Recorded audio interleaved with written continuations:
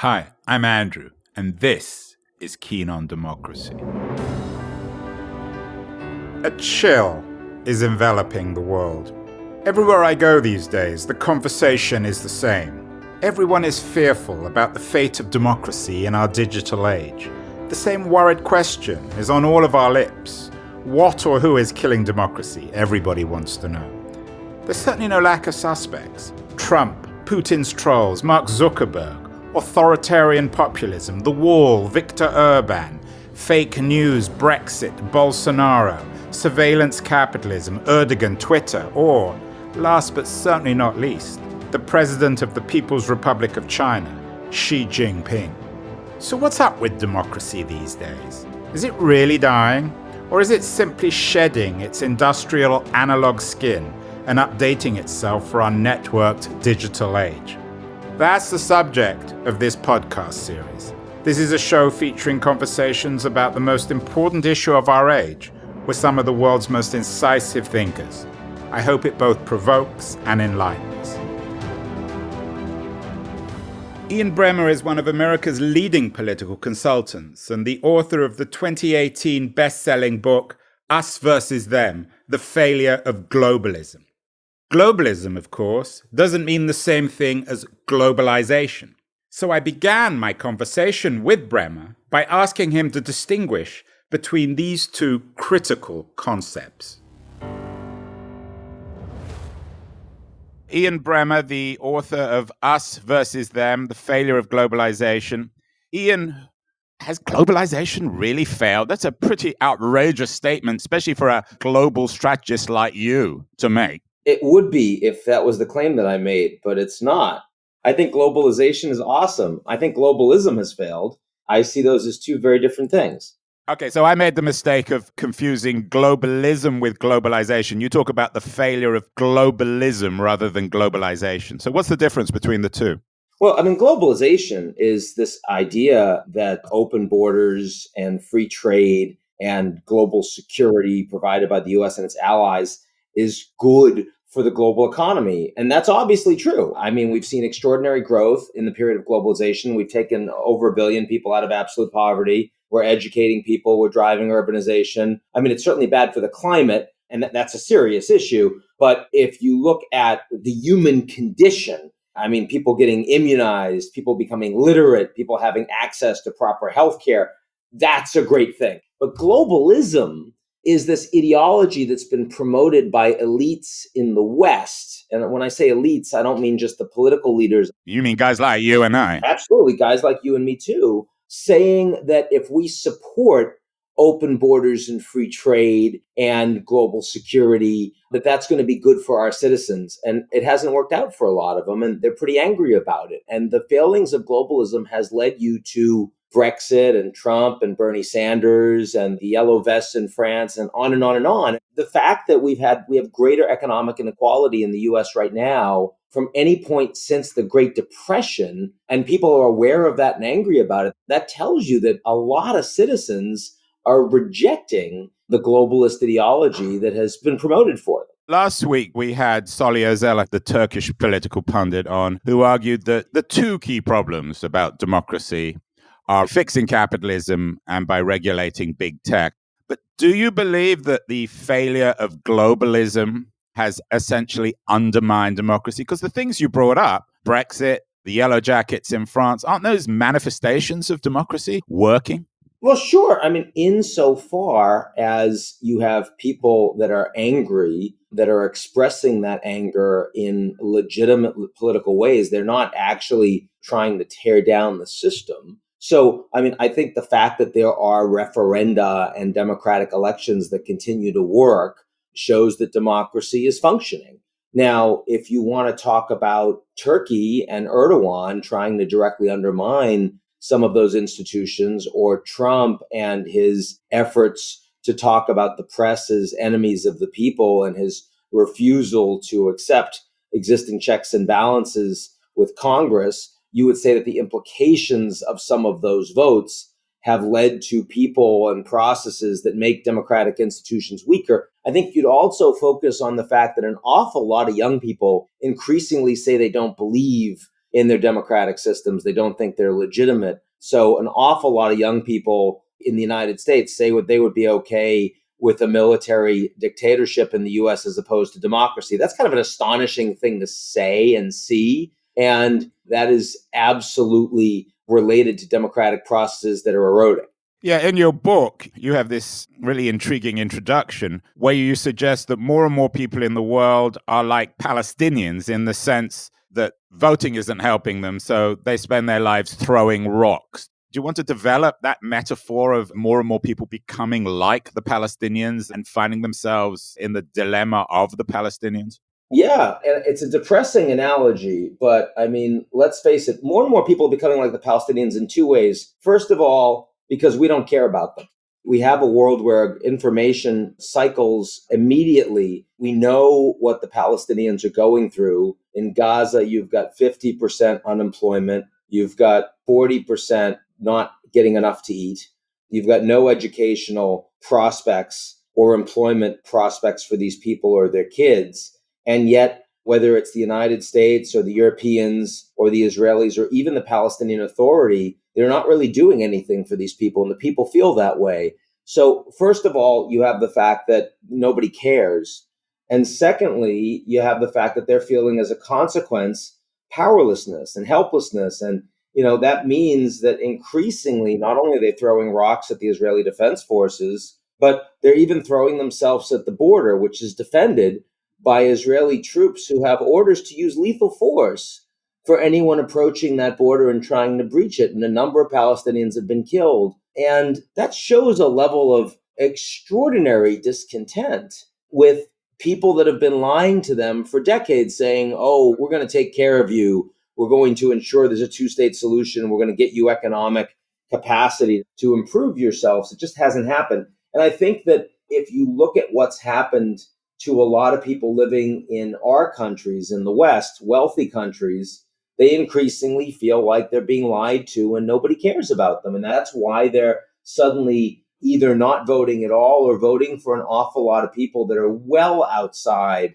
the traditional norms of what we consider to be polite political society.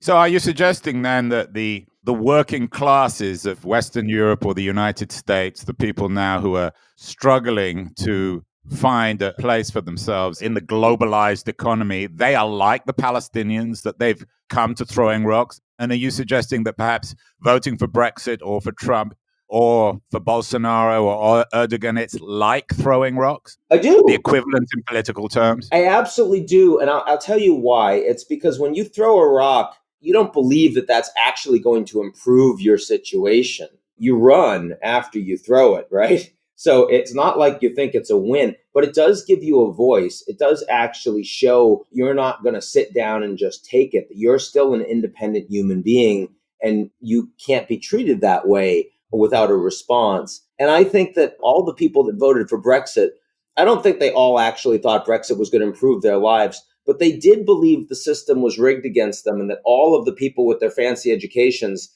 were telling them why they shouldn't vote for Brexit. So they voted for Brexit. I think in the United States, a vote for Trump was a thumb in the eye of polite society. Trump's willingness to go after the mainstream media is something that a lot of those supporters really like, really believe in, his going after a lot of the globalist elites and saying that he's going to drain the swamp, even though he's not actually doing it, which is the sad thing. But I do think that they are very similar. And these are people who believe the system is rigged against them. Even though you and I have benefited mightily from this system, I'm deeply empathetic. Leave politics for a second. Let's actually go to something broader, something that came up a couple months ago, Varsity Blues. You know what I'm talking about?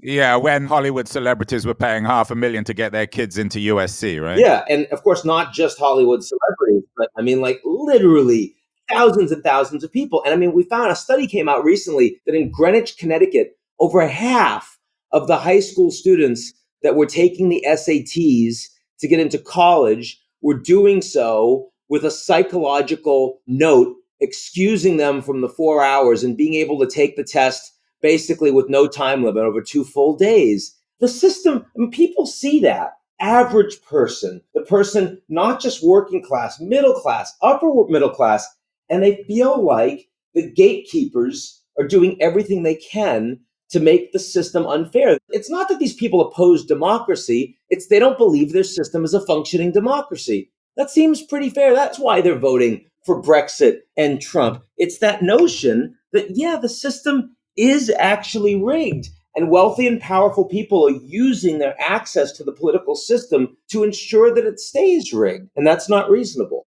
And are you suggesting then that what we call democracy is increasingly an aristocracy of well-educated, globalized people like you and I? It certainly feels that way. I mean, there is, in the United States especially, there is nowhere close the level of class mobility that you had in the 70s and 80s. There is, in the United States, among all the advanced industrial economies, it's easier to judge what the wealth of a child will be on the basis of how wealthy the parents were. Now, that's something we used to think of as not applying to the US. We thought applied more to the UK or Germany or the Netherlands or France. Actually, no, it applies to the United States. And that does feel like a subversion of the American dream. It feels like a subversion of a country with elected representatives that are supposed to actually work for the people, as opposed to working for special interests who pay them a lot of money. And in your book, you're suggesting that situation is going to get even worse with automation, with the way in which AI will radically transform the economy. So if your message isn't already depressing, it becomes even more pessimistic. Is that fair? Well, I mean, it's a mixed message. And you asked me at the beginning, what do I think about globalization? I said, I'm in favor. What do I think about AI? I'm in favor because I believe that artificial intelligence is going to create enormous efficiencies and enormous wealth, but it's only going to work for the average person if it's properly regulated, if we have a social contract that's effective, if we're retraining and reskilling these people and doing so over the course of their lives and not just the first 16 or 18 or 22 years of it. And we're not doing that right now. And we have no political leaders in place that are credibly talking about how we might get from here to there. So yes, I do think that for the near-term future, the next 5-10 years, we're going to head through a pretty tough patch where a lot of people are going to find that the system is working against them. And the faster and faster contributions of technology to make us wealthier and wealthier are things that they are not benefiting from. In your book, you also talk about the rewriting of the social contract. Does that rewriting happen within the formal institutions of democracy? Is it a political movement? How do we rewrite our social contract in the early 21st century to make democracy more inclusive and to at least guard ourselves against this creeping aristocratic structure of society? Well, the last time we did it was after the Great Depression. It was FDR. And it was the New Deal. And that's when we put Social Security in place. And that's when we suddenly dramatically changed the regulatory environment for big corporations. And there was a lot of wealth redistribution that happened. Now, I mean, again, I don't think we're anywhere near that level of urgency in the United States. The poor in the US are a lot wealthier today than they were during the Great Depression. And so it doesn't feel very urgent.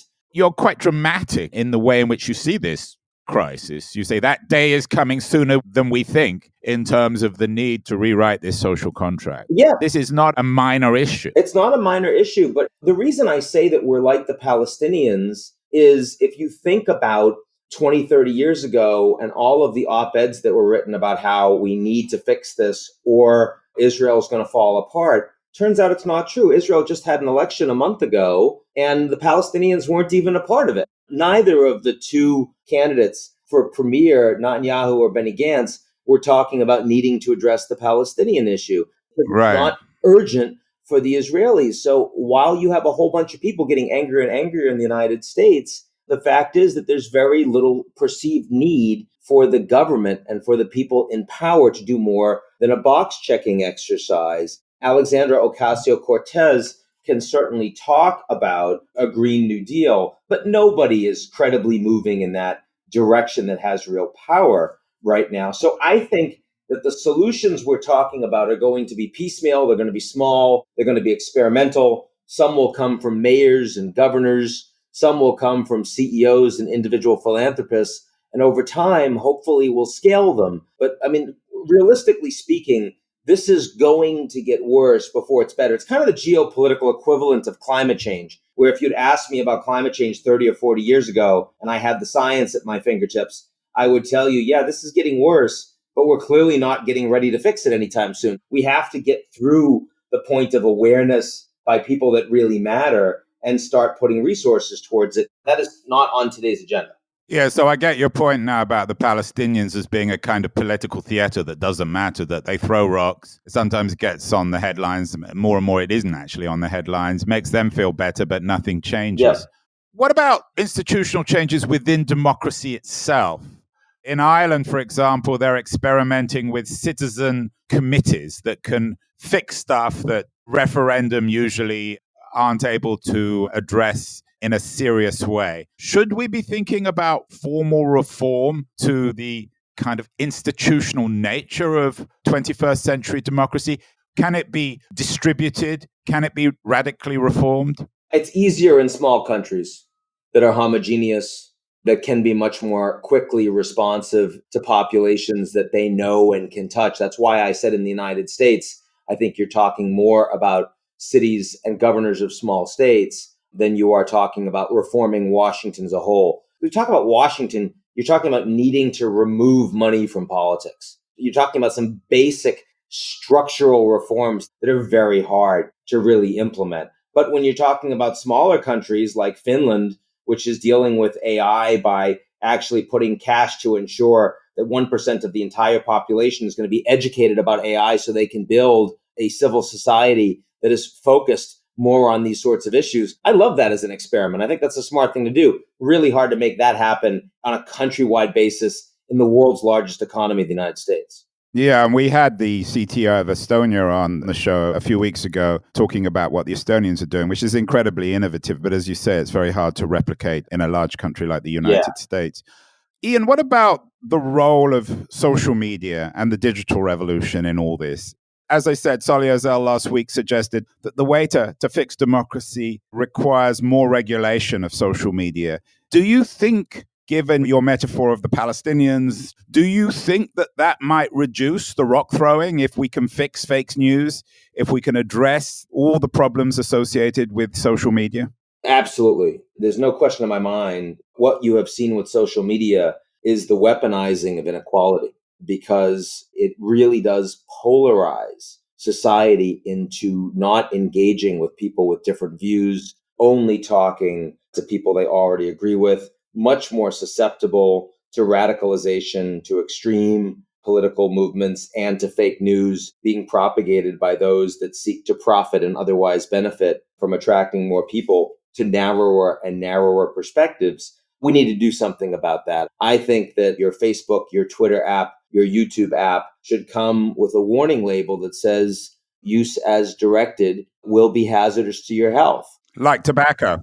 Absolutely. It's very clear that these companies are bad for human beings, as their business model, to be successful, necessarily productizes people in ways that are fundamentally unhealthy and need to be regulated. Now, the problem is that the alternative to those companies right now globally are Chinese companies that are very effective, have a lot more data, and are actively supported by their government. And if we're going to regulate and undermine the profitability of some of our most important industrial companies that are critical for our economy and our national security, while the Chinese are only investing in them to make them stronger, well, that may be good for near-term civic harmony in the US, but we may be undermining our national security against our most important antagonists globally. I don't have an answer for that. I think we need to be talking about it. I'm deeply concerned about this. You bring up China. I know you're quite an authority on China. Are they constructing a kind of a viable alternative to Western democracy with their social credit system and the way in which they're using digital technology to kind of rebuild a more effective 1984 situation in the 21st century? They seem to be, even if we think that it's not going to work very well long term. And I think the jury is out. The fact is that they are very likely to become the largest economy in the world, surpassing the US in the next 10 years. They are spending a hell of a lot more outside their country on infrastructure and other enticements than the Americans are. Those checks, I mean, money talks. If you want to talk about what's a viable model that includes writing checks to you seems suddenly a lot more attractive, even if you might prefer the American alternative.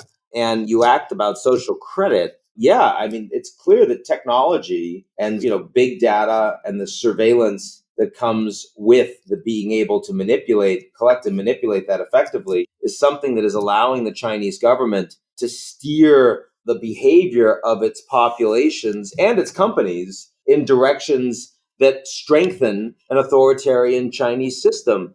That worries me greatly. I mean, it certainly has facilitated the imprisonment of over 1 million Muslim Uyghurs living inside China who are seen to be potential threats to Chinese behavior and with nary a peep in terms of internal dissent. I think that's a serious concern. If you're American or if you're living in any Western democracy and are hopeful about the viability of our system long term, you have to be deeply concerned about what the Chinese are doing today.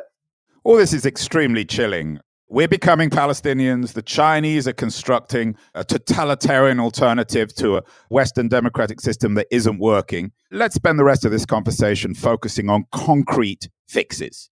Give me 2 or 3 ways that we can begin to fix the problems that globalism has created in Western democracies. Actual initiatives. I understand that there are no quick fixes, no app to fix the future, but things that will begin to address these issues. Well, an obvious one would be in a low interest rate environment, we need to be spending an awful lot more on infrastructure to actually improve the lives of the people that feel like the system is rigged against them.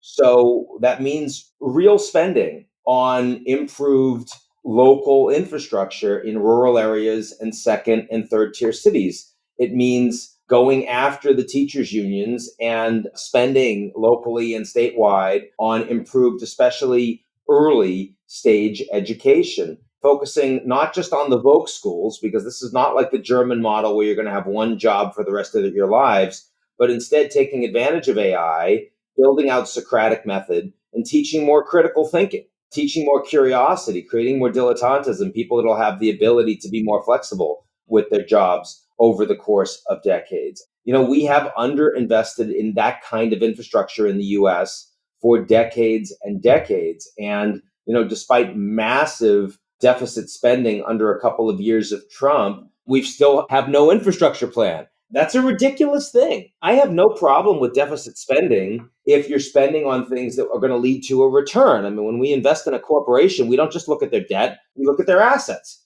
And somehow when we talk about countries, we only look at their debt. We don't look at their assets. And that seems to me a very stupid way to think about and to scale and grade governments. We need to think about how we are investing in human capital. And right now, we're not investing in human capital.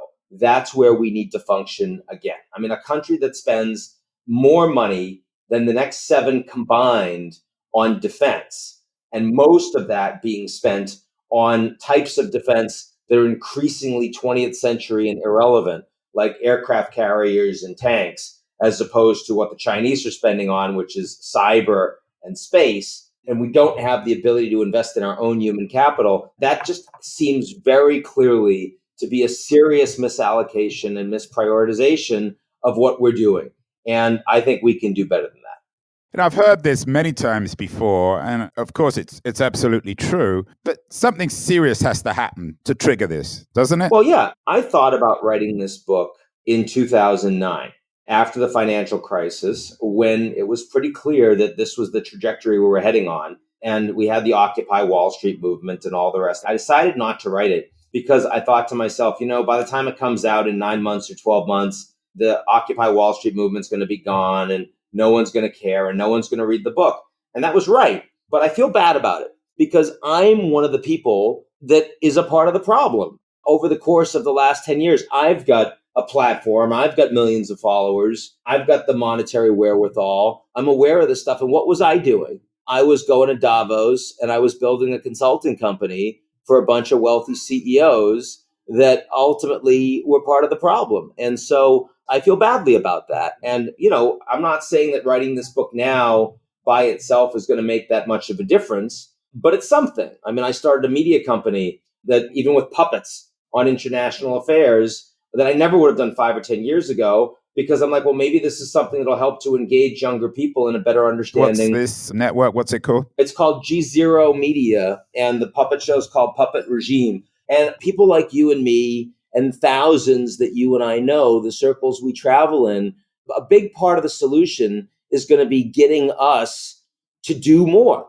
to be a little bit less angry, stop pointing the finger at Trump. I think that's been a huge problem for the globalist elite, saying Trump is the problem. And when Trump leaves, then it'll be fine. Well, it might be fine for us, but it's completely wrong. I mean, the problem is that Trump got elected because we failed our people. We failed our citizens, and we're not taking any responsibility for that. Finally, Ian, not everyone listening to this will be part of the global elite. What can ordinary people do to help fix this? Everyone will say, well, I'm relying on government, I'm relying on this candidate or that candidate, or trillions of dollars being invested in infrastructure. But as you suggested, we can't all just pass the buck. What can everyday people do to begin to address this issue? Do they need a change in their psychology? Do they need to rethink their role in the world?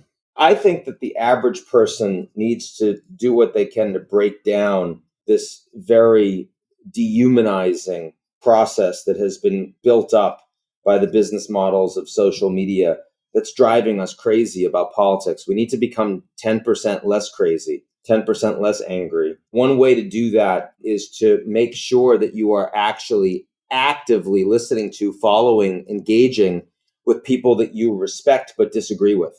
I mean, any person out there listening to this, I ask you, are there people out there that you can immediately think of that you think are really smart, but you fundamentally disagree with on some political issues? And if you can't come up with 4 or 5 of those people, then you've got a serious problem. And that means that you're following the mandate of these companies, these algorithms that are creating a prison for your mind that you cannot see, that you cannot smell. It's very Matrix-like, right? And you've got to break out of that. You have to actually proactively find and follow and engage with the people who are smart, that make you think.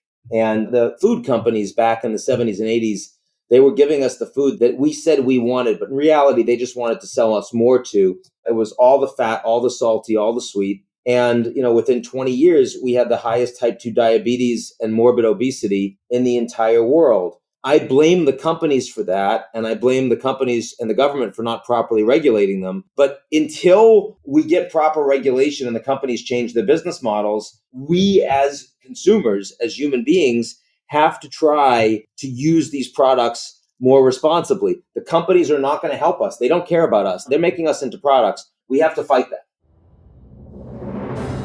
You're listening to Keen on Democracy with your host, Andrew Keen. Hello, I'm Jason Sanderson, the producer of the show. Now we're about to take a quick break while we hear from our sponsors, but please stick around as Andrew will be right back to conclude this episode with his 5 takeaways. Hi, my name is Steffi Czerny, and I'm the founder of the DLD conferences. DLD is short for Digital Life Design and explores how the digital age fundamentally changes our world. Founded in Munich in 2005, DLD is now a globally connected community of thinkers, doers, and communicators. We host conferences in Munich, New York, Tel Aviv, Singapore, and Brussels. And we are very proud of our interdisciplinary outlook and even more so of our track record of discovering trend topics early on. Andrew Keen is a long-term DLD friend who has done many interviews at DLD conferences. If you like this podcast, you should join one of our events. Our motto for this year is optimism and courage. We want to put a really positive spin on recent technological developments from AI through blockchain to quantum computing and discuss which impact they have on business as well as politics and society. Visit our website at dld.co and apply for your ticket. Thanks so much for sticking around. Now here's Andrew with his 5 takeaways from this interview. So Ian Bremmer argues that there's a fundamental difference between globalization and globalism. Globalization, of which he approves, is the idea that open borders and free trade are good for the global economy. Globalism, which he says has failed, is the assumption that open borders and free trade are good for all our citizens. Rather than benefiting everyone, he warns, globalism has resulted not only in historic levels of inequality, but also the us versus them corrosion of democracy in the form of Brexit, the French Yellow Jackets, and Trump.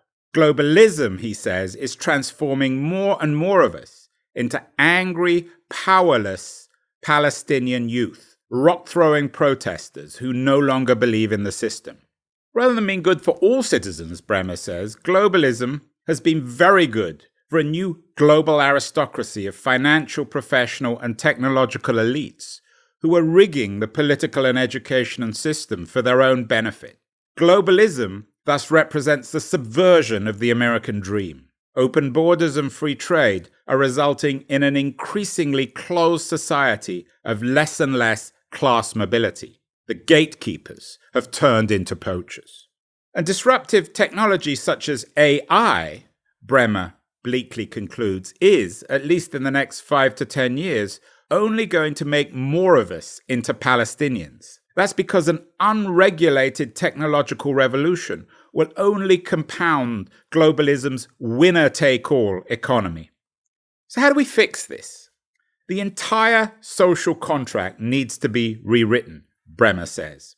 But like so many other voices in this series, he argues that regulating the consequences of globalism is only going to come through political leadership. And that's much easier to accomplish, he says, in small countries like Estonia or Finland. But in America, he bleakly concludes, the huge amount of money in politics is going to make the rewriting of the social contract impossible without a huge external crisis. We also need massive investment in infrastructure, he says. The real way of ending the vicious cycle of globalism is investment in human capital, in humanistic education, in empowering people to ride the tsunami of technological disruption.